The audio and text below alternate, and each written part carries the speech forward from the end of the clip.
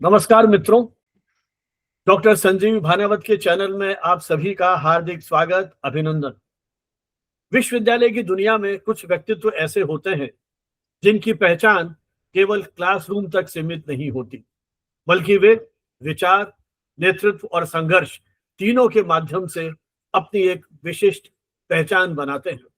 आज हमारे साथ ऐसी ही एक विशिष्ट शख्सियत है प्रोफेसर जयंत सिंह, जो राजस्थान विश्वविद्यालय में सांख्यिकी के प्रोफेसर होने के साथ साथ लंबे समय तक राजस्थान विश्वविद्यालय शिक्षक संघ के महासचिव और अध्यक्ष रहे। संख्याओं की जटिल दुनिया से लेकर शिक्षक आंदोलन के नेतृत्व तक उनकी यात्रा अत्यंत रोचक और प्रेरक रही है। शिक्षा, विश्वविद्यालय, राजनीति, शोध, समाज और हिंदी के प्रति उनकी गहरी प्रतिबद्धता उन्हें अपने आप में एक विशिष्ट पहचान देती है। आज हम उनसे बातचीत करेंगे उनकी शैक्षणिक यात्रा, शिक्षक आंदोलन के अनुभव, विश्वविद्यालय की चुनौतियां और भविष्य की कुछ दिशा पर। आइए स्वागत करते हैं प्रोफेसर जयंत सिंह का। जयंत जी, बहुत बहुत नमस्कार और स्वागत है हमारे इस कार्यक्रम में आपका। बहुत दिनों से इच्छा थी कि आपके व्यक्तित्व पर आधारित कुछ बातचीत की जाए और संयोग से आज वो दिन हमें मिला है। तो चर्चा की शुरुआत हम करते हैं आपके उस बचपन से। आपका जन्म, जैसी मेरी जानकारी है, एक ऐसे परिवार में हुआ जहां आपके पिता प्रोफेसर जोखन सिंह जैसे प्रतिष्ठित शिक्षाविद, जो कुलपति के रूप में भी विक्रम विश्वविद्यालय को एक शैक्षिक नेतृत्व देते रहे। तो एक ऐसे शैक्षिक परिवार में जब आपने जन्म लिया, आपका पालन पोषण हुआ, तो आज जीवन के इस मोड़ पर लगभग 6 दशक पहले की दुनिया की यदि आप कल्पना करें तो कैसा महसूस करते हैं? क्या प्रभाव आपका बचपन पे अपने परिवार का, अपने पिता का, अपने अभिभावकों का पड़ा? कैसे उस जीवन यात्रा को आप आज याद करेंगे? सबसे पहले तो संजीव सर का बहुत बहुत नमस्कार। मुझे सर का धन्यवाद कि सर ने अब मुझे इतना बड़ा मौका दिया कि मैं अपनी बात आम जन तक, चाहने वालों तक पहुंचा सकूं। और सर के साथ काम करने में सबसे अच्छी बात यह है कि आपको अपनी बात कहने का अवसर मिलता है।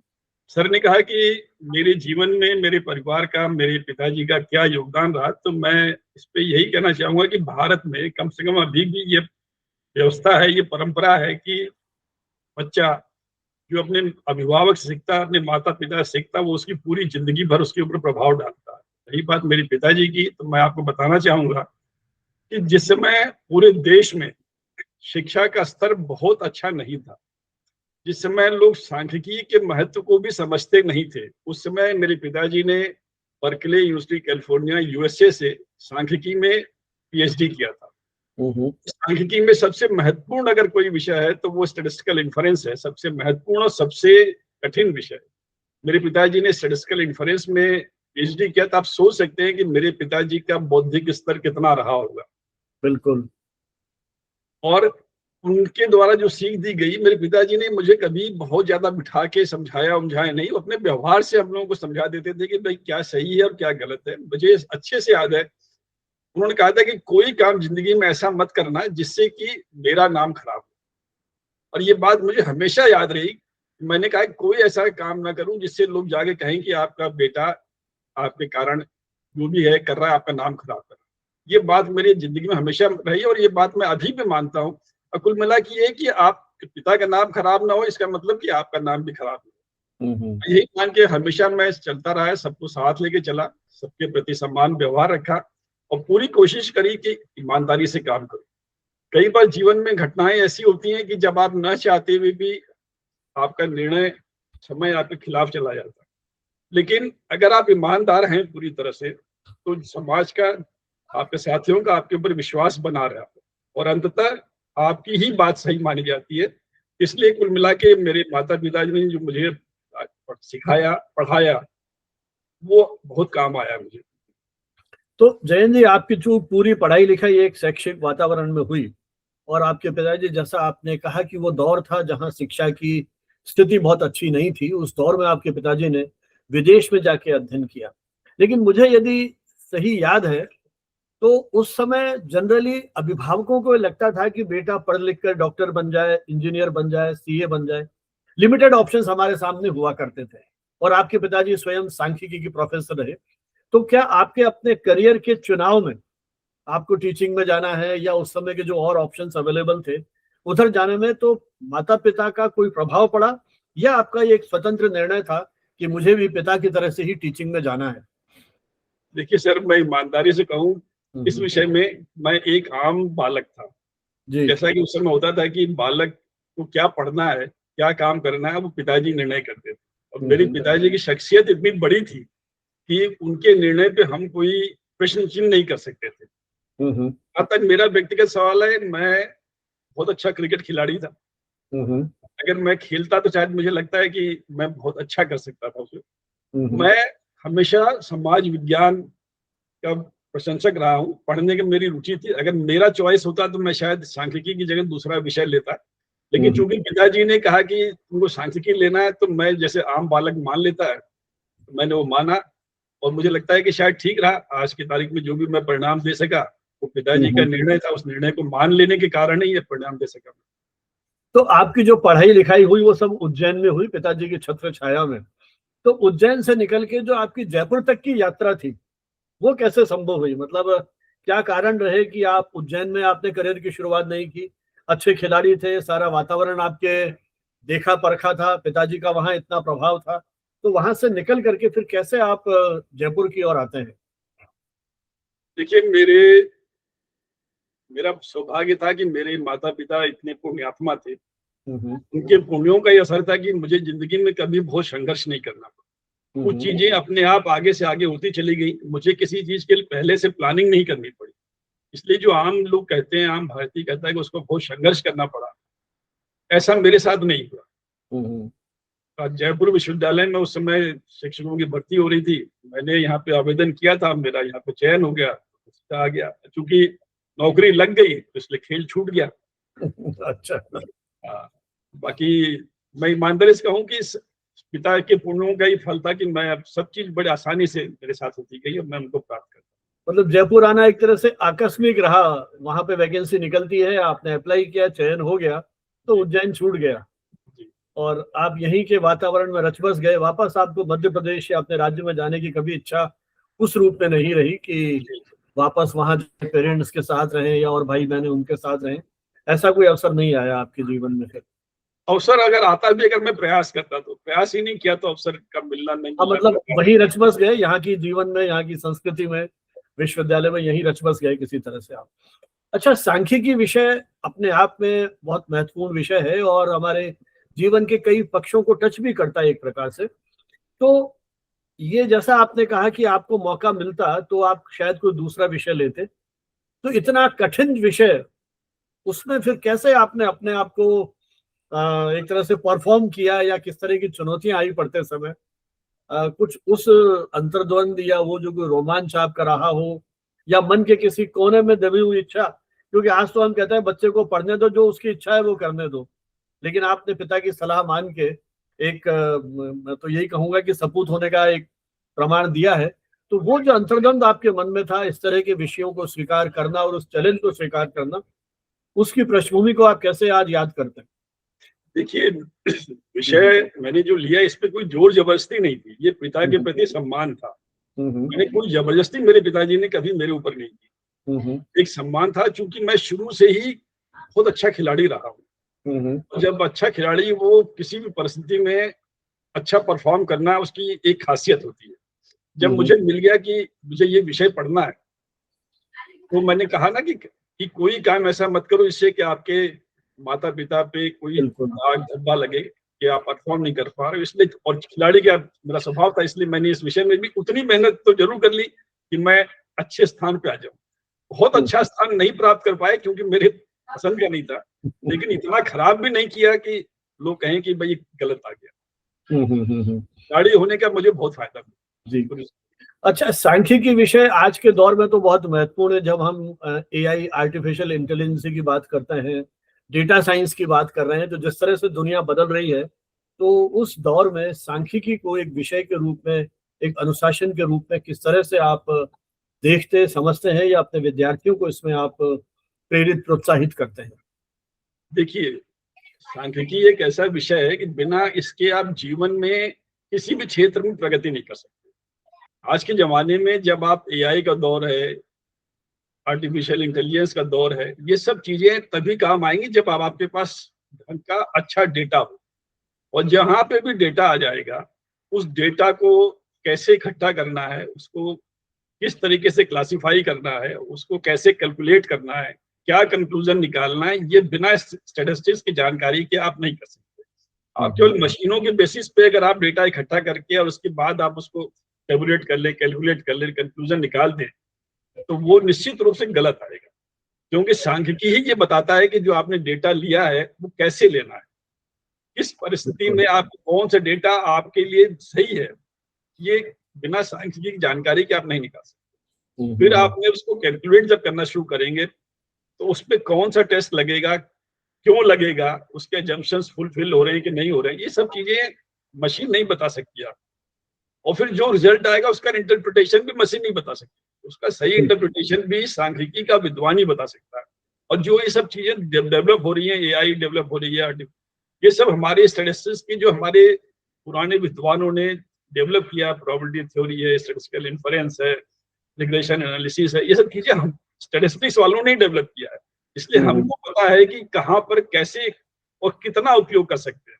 मशीन आपको, आप मशीन में तो कुछ भी डालिए, आपको रिजल्ट तो मिलेगा, लेकिन कितना आपके उपयोग का है, कितना सही है, ये केवल स्टैटिस्टिक्स वाला ही बता सकता है। और ये पहले हमारी सरकारों ने स्टैटिस्टिक्स पे ध्यान नहीं दिया, वो ठीक से डेटा का कैलकुलेशन, इंटरप्रिटेशन नहीं कर पाए। लेकिन अब उनको भी धीरे धीरे समझ में आ रहा है कि बिना स्टैटिस्टिक्स के प्रगति किसी भी फील्ड में, मैं कहता हूँ चाहे आप मेडिकल में जाएं, चाहे इंजीनियरिंग में जाएं, यहाँ तक चूंकि आजकल सैन्य का भी बहुत चल रहा है, तो आपको डेटा चाहिए, और डेटा चाहिए तो आपको स्टैटिस्टिक्स का विद्वान होना बहुत जरूरी। चलिए, विषय की निश्चित रूप से आपने जिस तरह से इसकी महत्ता को स्थापित किया है, लेकिन आपको लगभग 3-3.5 दशक का अनुभव विश्वविद्यालय में अध्ययन अध्यापन का अपने इस विषय को लेकर के रहा है। तो और हमने देखा इन 30 सालों में कहाँ परिवर्तन हुआ है, पूरे हमारे शिक्षा का जो क्षेत्र है वो बदल रहा है। तो ये जो सारा बदलाव आपने देखा है एक शिक्षक के रूप में, तो कैसे उस पूरी चुनौतियों को या उस बदलाव को आज आप देखते हैं अपने विषय के ज्ञाता के रूप में, विषय के जो एक विद्यार्थी के रूप में, कैसे उसको व्याख्यायित करेंगे आप इस परिवर्तन को? देखिए, मैं ईमानदारी से कहूँ तो भारत में जो शिक्षा का स्तर है और जो लोग इस शिक्षा के स्तर को नियंत्रित करते हैं, चाहे वो सरकारी अधिकारी हों, चाहे राजनेता हों, वो ईमानदारी से काम नहीं कर रहे हैं। मैं अपने पूरे जीवन के जो भी मेरा अनुभव उसके आधार में बता रहा हूँ कि वो हमसे परिणाम तो चाहते हैं कि राजस्थान के या भारत के विश्वविद्यालय विश्व के विश्वविद्यालयों के स्तर पे आ जाएं। लेकिन जब सुविधा देने की बात आती है तो वो हमको इतनी सुविधा भी नहीं दे पाते कि हम लोग ठीक से सर्वाइव कर सकें। मैं आपको अपने राजस्थान विश्वविद्यालय का बताऊं हालत कि आज हमारे विश्वविद्यालय में शिक्षकों की इतनी कमी है कि कई विभाग तो ऐसे हैं जिनमें 1 या 2 साल के बाद आपको एसोसिएट प्रोफेसर और प्रोफेसर ही नहीं मिलेगा। आप बिना विश्वविद्यालय के शिक्षक के, बिना एसोसिएट प्रोफेसर के, बिना प्रोफेसर के आप सोचो कि हमारा विश्वविद्यालय विश्व स्तर के विश्वविद्यालयों से प्रतियोगिता करेगा, तो ये संभव नहीं है। इतनी खराब परिस्थितियों में भी जिस तरह का परिणाम हमारे विश्वविद्यालय दे रहे हैं, ये लगता है कि पूरे देश के जितनी भी संस्थाएं हैं, उन सब संस्थाओं सबसे अच्छा परिणाम हम लोग। इतने अभाव में रहते हुए, इतनी कम संख्या में अधिकारी, कर्मचारी, शिक्षक होते हुए भी आज पूरे देश को हम लोग पढ़ा रहे हैं, उनको शिक्षित कर रहे हैं। और हर क्षेत्र में जो विद्यार्थी जाता है हमारे यहाँ से जाता है, और वो विद्यार्थी वहां मेहनत कर रहे हैं। इसलिए अगर राजनेता और अधिकारी ईमानदारी से काम करें, हमें जो हमारा ड्यू है अगर वो समय पे दे दें, तो हमारा जो परफॉर्मेंस है वो निश्चित रूप से अच्छा होगा, और शायद कोई हमारे ऊपर अंगुली नहीं उठा पाए। तो जयंत जी, आपने जब गुणवत्ता की और इसकी सबकी बात की, तो वहाँ एक शोध भी बड़ा महत्वपूर्ण उसका पक्ष है। जितनी भी हमारी रैंकिंग एजेंसीज हैं, चाहे हम नेक की बात करें या और जो नेशनल इंटरनेशनल एजेंसीज हैं, वो रिसर्च के जो आउटपुट है उस पर बहुत ध्यान देती हैं। और आपने उस वर्ल्ड पूरे परिप्रेक्ष्य की बात की है, तो शोध में हमारी स्थिति बड़ी विकट है। आपने बहुत सारे विद्यार्थियों को शोध भी कराया है, और आपने स्वयं ने भी काफी शोध पत्र लिखे हैं जो राष्ट्रीय अंतर्राष्ट्रीय जो जर्नल्स हैं, प्रतिष्ठित जर्नल्स हैं, उनमें वो प्रकाशित होते रहे हैं। तो ये जो आपकी पूरी रिसर्च की जर्नी है उसमें, और हमारी जो राष्ट्रीय शिक्षा नीति है उसमें भी इस बात पर कहीं खेद प्रकट किया गया है कि जो हमारे यहाँ शोध हो रही है, देखिए लाखों करोड़ों रुपए खर्च किया जा रहा है, लेकिन जो उसके निष्कर्ष हैं वो कहीं हमारी राष्ट्रीय नीतियों में, या जो सामाजिक नीतियां हमारे निर्धारित की जा रही हैं, या जो हमारे नीति निर्धारक हैं उनके लिए विश्वविद्यालय में, राजस्थान विश्वविद्यालय की बात नहीं कर रहा हूँ, इन जनरल बात कर रहा हूँ कि विश्वविद्यालयों में होने वाली शोध हमारी नीतियों को किसी प्रकार से कोई एक दिशा बोध देने के लिए या परिवर्तन के लिए बहुत अधिक प्रासंगिक नहीं हो पा रही है, केवल डिग्री की मशीनें तैयार हो रही हैं। तो ऐसे दौर में उस पूरी शोध जर्नी को, जो आपका इतना बड़ा कंट्रीब्यूशन रहा, तो उसकी उन चुनौतियों को या उस गैप को आप किस रूप में देखते हैं? देखिए, मैं आपको पूरी ईमानदारी से कहूँ तो ये जो भारत का शिक्षा जगत है और जो भारत का निर्णय लेने वाले लोग हैं, इनकी मानसिकता में अंतर है। भारत में कहने को तो कहते हैं कि गुरु जो है परम ब्रह्म है, लेकिन वास्तव में अगर आप देखेंगे तो गुरु की हालत यहाँ पे बहुत खराब है। जो भी अधिकारी हैं वो सोचते हैं कि वो सर्वज्ञ हैं, वो सब समझते हैं। वो अगर शिक्षक उनके पास जाके बात करे, कुछ समझाने की कोशिश करे, तो वो सोचते हैं कि सामने वाले को कुछ नहीं आता। इसलिए मानसिकता इसमें हमारी शिक्षा जगत की, हमारे शिक्षकों की है या हमारे शोधार्थियों की कोई गलती नहीं है। ये जब तक ये मानसिकता जो कि अधिकारी ब्यूरोक्रेट्स है, जब तक उनको ये माना जाएगा कि वो सर्वज्ञ हैं, एक आदमी माइनिंग का भी विशेषज्ञ है, वो मेडिकल का भी विशेषज्ञ है, वो एरोनॉटिक्स का भी विशेषज्ञ है, अगर उसको जो है सेना के पास भेज दिया जाए, सेना का भी विशेषज्ञ अगर हो जाए, तो आप समझ सकते हैं कि भारत में शिक्षा छोड़िए और भी क्षेत्रों की क्या दुर्गति होगी। और ये दुर्गति केवल इसीलिए हो रही है कि आप जो है उस विषय के जो विशेषज्ञ हैं उनको आप महत्व नहीं दे रहे। रही बात हमारे शोधार्थियों की, तो हमारे शोधार्थी, देखिए सब जो शोधार्थी हैं वो बहुत अच्छा काम नहीं कर सकते। कोई नया काम, कोई प्रभावित करने वाला काम गिने चुने विद्यार्थी कर पाते हैं जो मन से काम करता है। बाकी अधिकांश शिक्षक जो विद्यार्थी हैं वो जब शोध करते हैं उसके दौरान वो कहीं ना कहीं नौकरी का भी प्रयास करते रहते हैं। हमारे यहाँ के विद्यार्थी, मैं अपने विषय की बात करूँ, हमारे यहाँ के विद्यार्थी इंडियन स्टैटिस्टिकल सर्विस में जाते हैं लगातार। मतलब आप सोचिए हर साल हमारे यहाँ का प्रतिशत बाकी देश के अन्य विश्वविद्यालयों से सबसे ज्यादा होता है। हमारे विद्यार्थी आरबीआई में सेलेक्ट होते हैं, हमारे विद्यार्थी राजस्थान की जो स्टैटिस्टिकल सर्विसेज है उसमें सेलेक्ट होते हैं। तो बच्चे शोध के दौरान जो नौकरी में रुचि रखते हैं वो चले जाते हैं, तो जब वो चले जाते हैं नौकरी में तो शोध प्रभावित हो जाता है। लेकिन जो गिने चुने बच्चे जो कि वास्तव में शिक्षक बनना चाहते हैं, वो जब काम करते हैं तो उनके काम में तारीफ होती है। ऐसा नहीं कि हमारे खराब है, कि पूरे देश में आपको मानसिकता बदलनी पड़ेगी। अगर आप चाहते हैं कि विद्यार्थी शिक्षा में आए तो उसको शिक्षा में आने के लिए शोध के लिए भी अवसर देना पड़ेगा। आप विश्वविद्यालयों में नई भर्ती नहीं कर रहे हैं, बच्चे इंतजार करते रह जाते हैं, फिर अंत में उनको किसी दूसरी सरकारी नौकरी में जाना पड़ता है।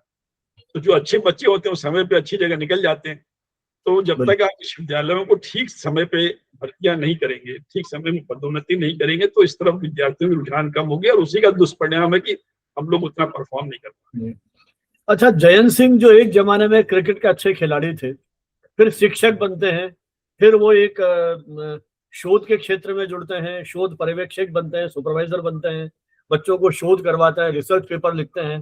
फिर अचानक उनके व्यक्तित्व में एक बदलाव आता है और वो शिक्षक राजनीति से जुड़ते हैं। तो ये जो शिक्षक संघों से आपके जुड़ने की जो प्रेरणा है या इच्छा शक्ति है, क्योंकि पूरा आपकी जो पारिवारिक विरासत है, परंपरा है, वो तो शिक्षा से आई, तो एक शिक्षक के रूप में कुछ नया कर गुजरने की तमन्ना के साथ साथ एक शिक्षक आंदोलन से जुड़ने की प्रेरणा, या ये जो सारी आपने चिंताएं बताई हैं, क्या कहीं इसमें कोई परिवर्तन की लालसा आपको शिक्षक आंदोलनों से जुड़ने के लिए कहीं प्रेरित कर रही थी, या वो तात्कालिक कारण क्या थे कि आप अचानक इस ओर मुड़ जाते हैं? देखिए, अचानक तो नहीं कह सकते, लेकिन मैंने आपसे कहा था कि मेरा मूल स्वभाव एक खिलाड़ी का है जी। शिक्षक मैं हूं, लेकिन मेरा आज भी मूल स्वभाव है कि मैं खिलाड़ी क्या होता है कि वो समय के हिसाब से अपने को बदलता है। वो कोशिश करता है, संघर्ष की क्षमता भी होती है उसमें। हाँ, वो कोशिश करता है कि कितनी भी कठिन परिस्थितियां हो, इसमें कैसे विजयी निकले, लेकिन विजयी होने के लिए वो कोई गलत रास्ता नहीं अपनाता। इसलिए जब मैं शिक्षा के क्षेत्र में आया और मैंने देखा कि इतनी समस्याएं हैं, उन समस्याओं पे मैंने जब बात करनी शुरू की, लोगों के सामने अपने विचार रखना शुरू किया, तो लोगों ने मुझे समर्थन देना शुरू किया।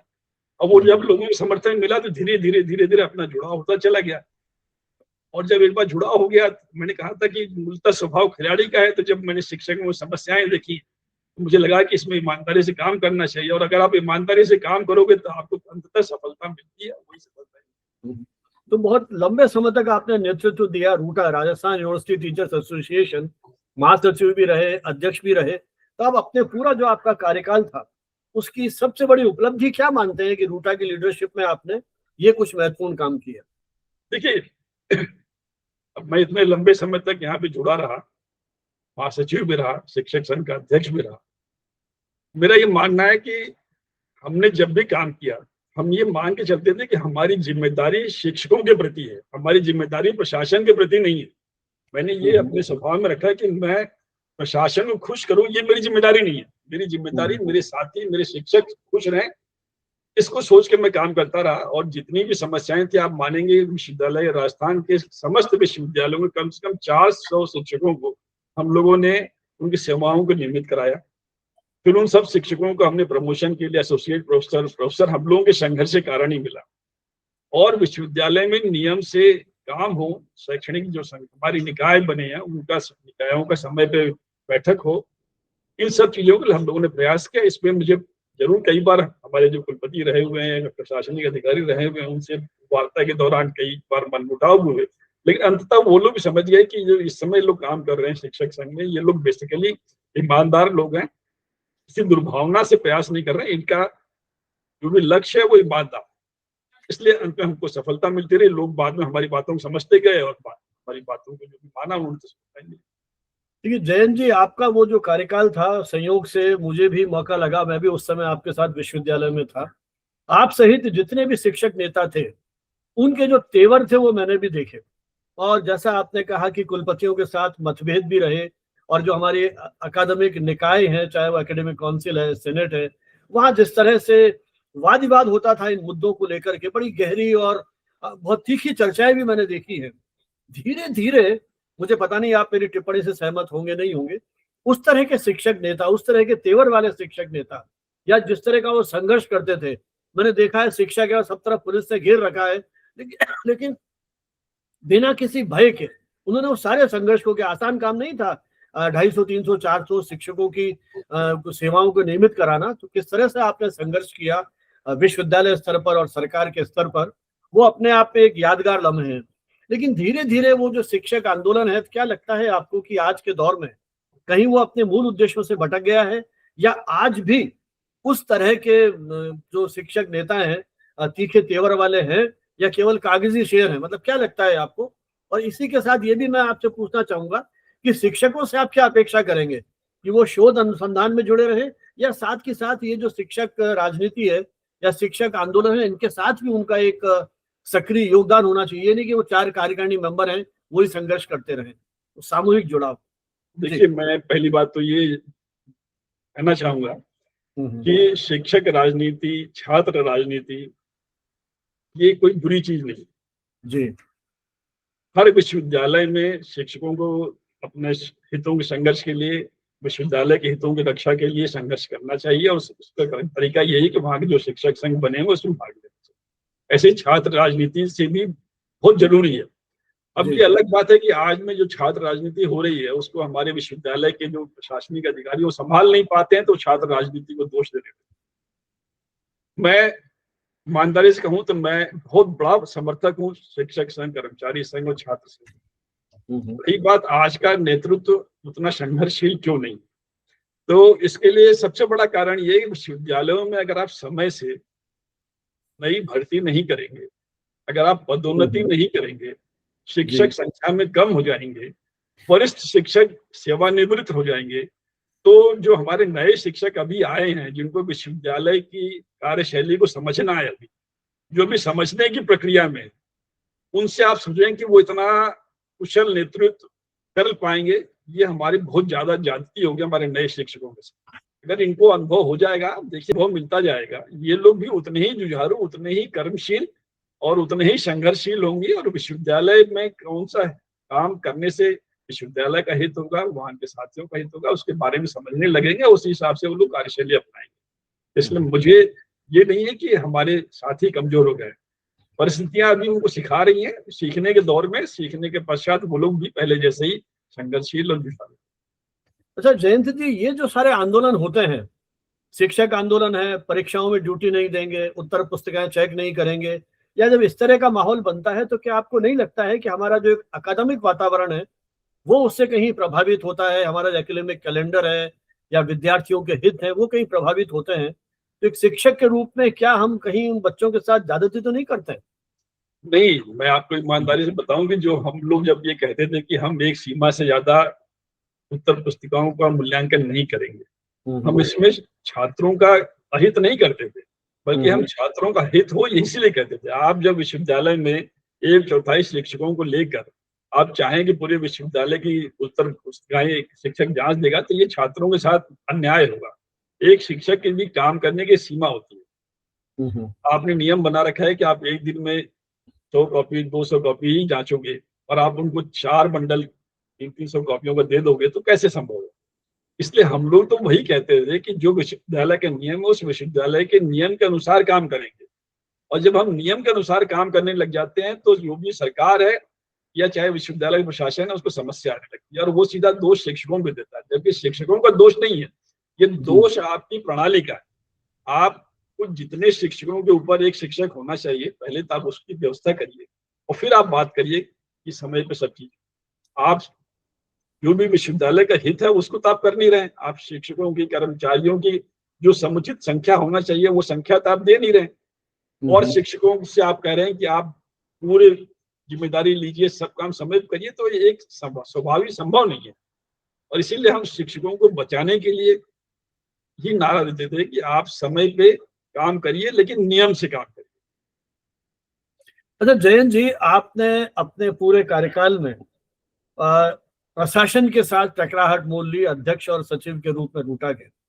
फिर एक दौर आपके जीवन में आता है कि आप कई महत्वपूर्ण जो प्रभाग हैं उनके निदेशक भी रहे, प्रशासनिक दायित्वों का भी आपने निर्वहन किया।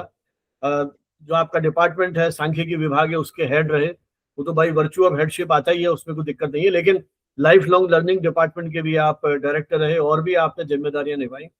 तो वो जो एक जुझारू जयंत सिंह थे, जब स्वयं प्रशासनिक पदों पर बैठते हैं, उस समय आपने अपने कर्मचारियों के लिए, विद्यार्थियों के लिए वो जो सारी चुनौतियां थी, समस्याएं थी, उनका सुलझाने में, निपटारा करने में किस तरह की चुनौतियों का सामना किया और क्या नए अनुभव आपको रहे?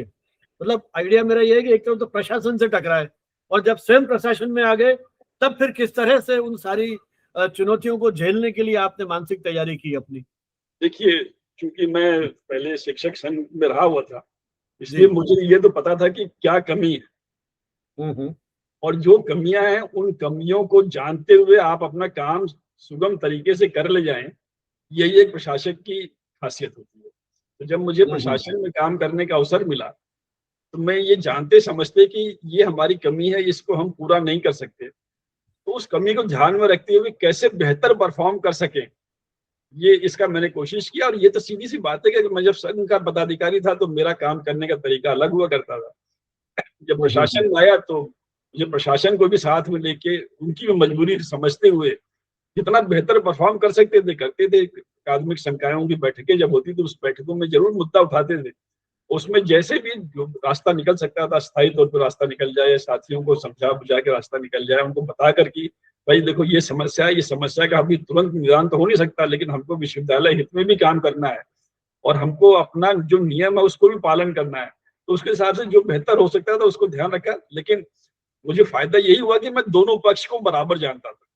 मुझे कोई पक्ष ऐसा नहीं था कि मैं इस पक्ष को नहीं जानता या दूसरे पक्ष को ज्यादा बेहतर समझता हूँ, क्योंकि मैं दोनों पक्ष को जानता था, इसलिए सामंजस्य करके बेहतर परफॉर्म करने की कोशिश किया। इतना सफल हुआ इतना हमारे साथी बताएंगे। अच्छा जयंत जी, मैंने आपके व्यक्तित्व में कई रूप देखे हैं, हालांकि आपके साथ कभी कभी मौका भी मिला, हमारे विभाग के कार्यक्रमों में भी आप आए, आपने रूटा के बैनर पे कुछ कार्यक्रम किए, उसमें भी मेरी सहभागिता रही है, तो आपको कई रूपों में देखने का मौका मिला। कभी आप एक वैज्ञानिक के रूप में तर्क करते प्रतीत होते हैं, कभी एक समाज वैज्ञानिक के रूप में समाज को कहीं आप देखने करने की कोशिश करते हैं, और कभी आपका जो हास्य बोध है ना, जिसको अपन बोलते हैं ना कि मतलब जो एक प्रेजेंस ऑफ माइंड, तुरंत किसी चीज पर एक मीठी चुटकी लेना, उस तरह का मैंने कई तरह से देखा। तो ये जो आपका एक साहित्यिक रुझान है, या जिस तरह के उदाहरण कई बार आप देते हैं, या जिस तरह की भाषा का प्रयोग करते हैं, ये जो तेवर आपने अपने व्यक्तित्व में समाहित किए, कभी वैज्ञानिक के, कभी समाज वैज्ञानिक के, कभी एक जर्नलिस्टिक अप्रोच। अभी कई बार मैंने ट्रेवलॉग पढ़े, जब आप यात्रा करते हैं, आसपास बैठे हुए लोगों के चेहरों को जिस तरह से आप पढ़ते हुए नजर आते हैं, तो कई रूप में आपने देखने की कोशिश की है। तो ये सारी अनुभूतियां, ये सारी संवेदनाएं कैसे कैसे अपने आप को आपने इसमें ढालने की कोशिश की है, या वो कौन सी ऐसी परिस्थितियां हैं जिसने आपको इस तरह से सोचने के लिए बाध्य किया? देखिए, पहली बात तो मैं बहुत भगवान का शुक्रगुजार हूँ, बहुत सौभाग्यशाली हूँ कि मुझे हमेशा अच्छे लोगों के साथ काम करने का अवसर मिला। जैसे मैंने आपके साथ जब काम किया, मुझे समझ में आया कि एक अच्छा शिक्षक, एक अच्छा वक्ता किस तरीके से श्रोताओं को इकट्ठा रख सकता है।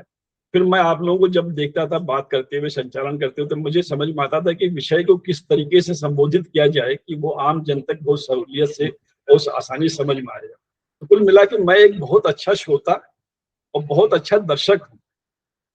जब हमेशा सुनता हूँ, चीजों को देखता हूँ, तो उसको कोशिश करता हूँ कि सामने प्रस्तुत कर सकूं। और ये प्रस्तुत मैं इसलिए कर पाता हूँ कि मुझे आप जैसे लोगों का हमेशा बहुत अच्छा सहयोग मिला है, साथ मिला है। मैंने आप लोगों को देख के, अपने सीनियर्स को देख के, और मुझे पढ़ने का शौक है, कोशिश करता हूँ कि पढ़ूं। लेकिन इसका एक दौर आता है, जब मैं पढ़ता हूँ तो लगातार कई दिनों तक पढ़ता हूँ, और नहीं पढ़ता तो फिर कुछ भी नहीं पढ़ता। और क्योंकि मेरी जो मूल परवरिश हुई है वो मोबाइल के जमाने से पहले की हुई है, उस समय पढ़ना ही आपके लिए ज्यादा बेहतर माना जाता था। और मेरा आज भी मानना है कि जब तक आप किताबें नहीं पढ़ेंगे, चाहे अपने विषय की पढ़ें, चाहे दूसरे विषय की पढ़ें, जब आप पढ़ने लग जाएंगे तो आपका चीजों को समझने का रवैया बदल जाएगा। आप चीजों को कई तरीकों से देख सकेंगे, और जब उनको प्रस्तुत करना होगा तो आप उसको प्रस्तुति बेहतर कर सकेंगे।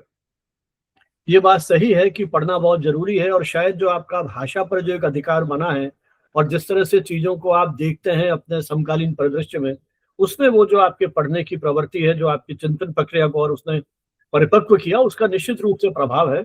ये आपकी सदाशयता है कि आपने उसका क्रेडिट जो है वो अपने मित्रों को दे दिया। लेकिन इसी के साथ एक चीज और, अब आप सार्वजनिक जीवन में भी आपने खूब काम किया, और रिसर्च में भी बहुत काम किया, प्रयोगशालाओं में और लाइब्रेरीज में। तो पब्लिक लाइफ के बाद अब एक रिटायरमेंट की लाइफ आप जी रहे हैं। तो आप एक संतुलित जीवन में क्या अपने आप को कुछ बेसिक ऐसे सिद्धांत मानते हैं कि हम इनका पालन करें तो एक जीवन को बेहतर ढंग से पॉजिटिव रूप में आगे हम जी सकते हैं? देखिए, मैंने पहले ही कहा कि आप जीवन को जितना सहज और सरल रखेंगे उतना ही आपके लिए बेहतर है। मैं बहुत ज्यादा महत्वाकांक्षी नहीं हूँ। मैं परिस्थितियां कैसी हैं, इस परिस्थिति में आप क्या कर सकते हो, उसको मैं बहुत अच्छे से समझता हूँ, और समझ के उसके अनुसार अपना व्यवहार करता हूँ। मैं किसी बात को लेकर परेशान नहीं होता। और ये मेरा सौभाग्य है कि मुझे माता पिताजी ने हमेशा ये परवरिश दी कि आप संतुलित रहो, संयमित रहो, और कोशिश करो कि आप जीवन में ईमानदार रहो। अगर आप ये चीजें कर लेते हैं तो आपको बहुत ज्यादा परेशानी होने की कभी आएगी नहीं, और आएगी तो चली जाएगी। इसलिए मैं इस समय मैं सेवानिवृत्त हो चुका हूँ। अब मुझे पता है कि सेवानिवृत्त हूँ, तो मैंने इस बात को स्वीकार कर लिया। मैं बिना बात के सोचूं कि मैं अभी भी विश्वविद्यालय का शिक्षक हूँ, मैं विश्वविद्यालय में जाके राय देने लग जाऊं, या समाज को मैं बदल दूंगा, क्रांति ला दूंगा, ऐसा नहीं। ठीक है, अपने आसपास के लोगों से बातचीत करता हूँ, व्यवहार करता हूँ। और हमारे भारतीय संस्कृति में भी है कि 60 साल के बाद आदमी को सबको साथ लेके चलना चाहिए, संयमित रहना चाहिए, और बहुत ज्यादा इच्छा नहीं करनी चाहिए। तो वही आराम से हूँ, कोई दिक्कत नहीं। अच्छा जयंत जी, ये तो आपके व्यक्तित्व, कृतित्व और विचारों पर बातचीत हुई। अब कुछ छोटे छोटे प्रश्न जिसको हम बोलते हैं रैपिड फायर। संक्षिप्त में सवाल है, संक्षिप्त उत्तर। सांख्यिकी या शिक्षक राजनीति, दिल के ज्यादा करीब क्या है? दोनों ही करीब है सर। अच्छा, किसी एक को चुनना हो तो नहीं चुनेंगे? नहीं, दोनों अलग अलग, दोनों का क्षेत्र अलग अलग है जी। आप जब सांख्यिकी में शिक्षक के तौर पे काम करते हैं तो आपको वहां पे परफॉर्म करना होता है, वहां पे अपने को प्रस्तुत करना होता है। और जब आप राजनीति में जाते हैं तो वहां पे कार्य क्षेत्र करने के अलग तरीके हैं, अलग व्यवहार करना होता है। इसलिए दोनों को अलग अलग नहीं कर सकते। लगभग इसी से जुड़े हुए हैं आपस में। लगभग इसी से जुड़ा हुआ प्रश्न है, क्लासरूम या आंदोलन का मंच, ऊर्जा कहाँ ज्यादा महसूस होती है? देखिए, मैंने फिर कहा कि शिक्षक और शिक्षक राजनीति आप इसको अलग नहीं कर सकते। जी जी आप जब क्लास में जाते हैं तो आपको अभी भी क्लास में चाहे कोई कितना भी विद्वान हो, अगर वो क्लास में जाने से पहले तैयारी नहीं करता है, तो वो एक रूटीन में जाके क्लास पढ़ा के आ सकता है, लेकिन शिक्षक होके छात्रों को संतुष्ट नहीं कर सकता। बिल्कुल सही आपको सही रोज पढ़ना पड़ता है, रोज तैयारी करनी पड़ती है, रोज नया क्या आया ये जानकारी होनी चाहिए। इसलिए आप क्लास लेते हैं तब भी मेहनत करनी पड़ती है, और छात्र शिक्षक राजनीति में भी मेहनत करनी ही पड़ती है। जी। तो शिक्षक और शिक्षक राजनीति को अलग नहीं कर सकते। अच्छा, सांख्यिकी के विद्यार्थी के रूप में जब कभी कुछ निर्णय लेने की आवश्यकता होती है तो डेटा के आधार पर निर्णय लेते हैं या अपने अंतर्ज्ञान या कुछ सोच के आधार पर निर्णय लेते हैं? देखिए, आपके सामने प्रश्न कौन सा है?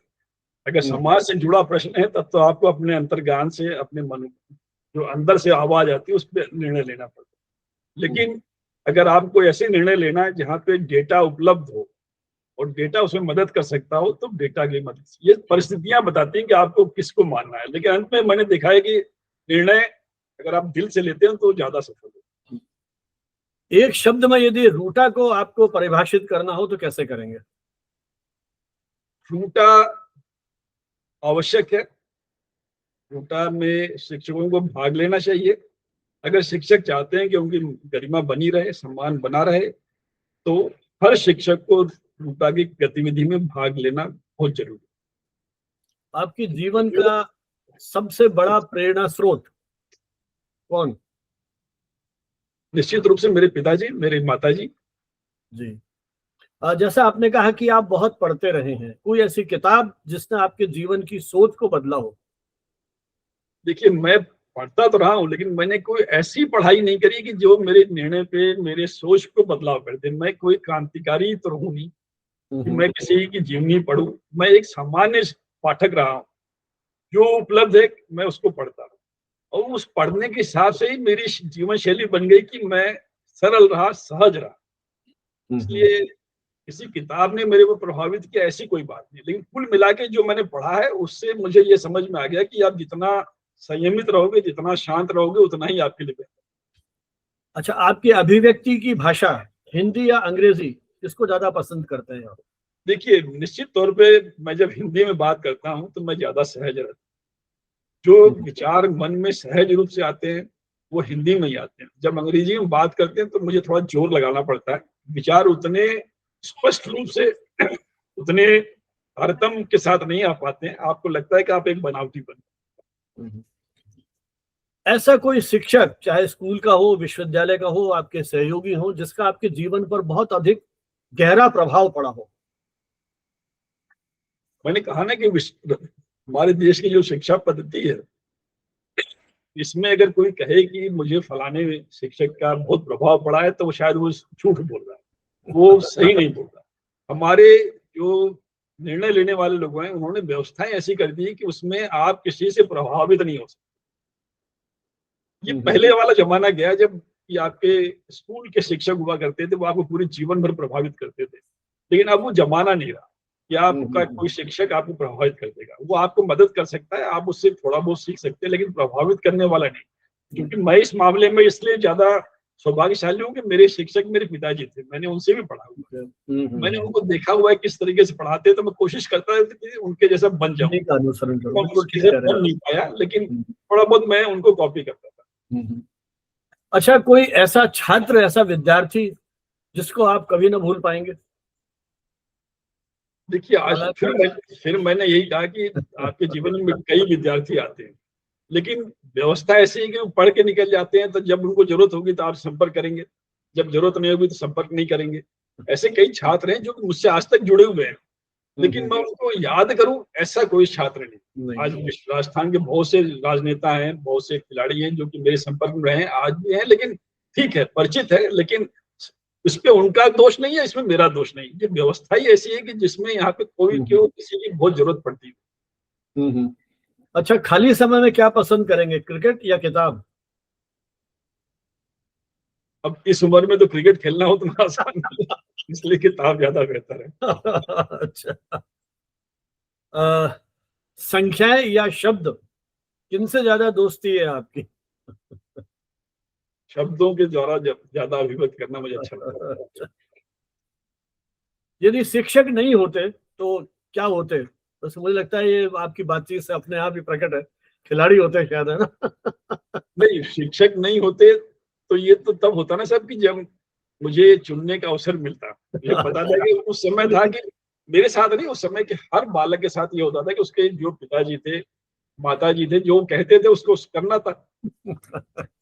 अच्छा, ऐसी कोई टाइम मशीन हो, आपको पहले की दुनिया में जाना पड़े, तो कहाँ से वापस यात्रा को शुरू करना चाहेंगे?